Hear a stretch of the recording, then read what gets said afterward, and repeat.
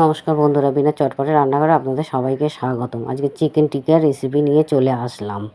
আমি চিকেনটাকে প্রথমে মিক্সির মধ্যে ফাটিয়ে নিয়েছিলাম। তার মধ্যে পেঁয়াজ বাটা, আদা রসুনের বাটা, তারপর একটু ছাতু, একটু কাঁচা লঙ্কা, ধনেপাতা কোচানো দিয়ে দেবো। দেওয়ার পরে একটু পেঁয়াজ কোচানোও দিয়ে দিয়েছি। তারপর একটু গোলমরিচের গুঁড়ো, স্বাদ মতো লবণ দিয়ে দিলাম।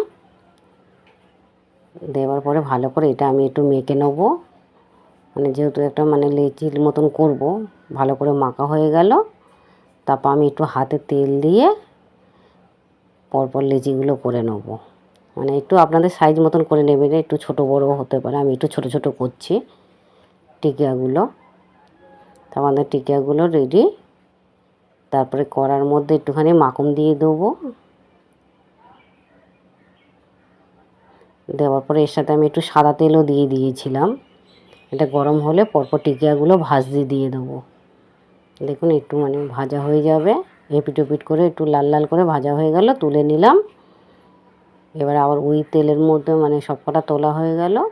এবার ওই তেলের মধ্যে আমি একটু পেঁয়াজ কোচানো, আদা রসুন কোচানো,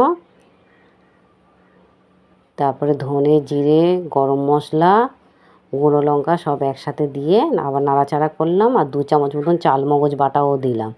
দিয়ে আবার একটু নাড়াচাড়া করার পরে একটু দই ফাটিয়ে রেখেছিলাম, সবই একটু অল্প অল্প করে দেওয়ার পরে আবার নাড়াচাড়া করলাম।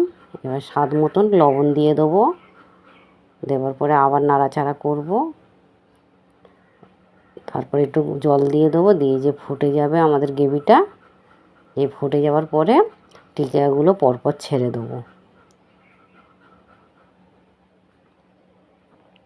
এই যে আমাদের চিকেন টিকিয়া রেডি। রেসিপিটা ভালো লাগলে লাইক কমেন্ট করবেন, আর নতুন নতুন রেসিপির জন্য কমেন্ট জানাবেন।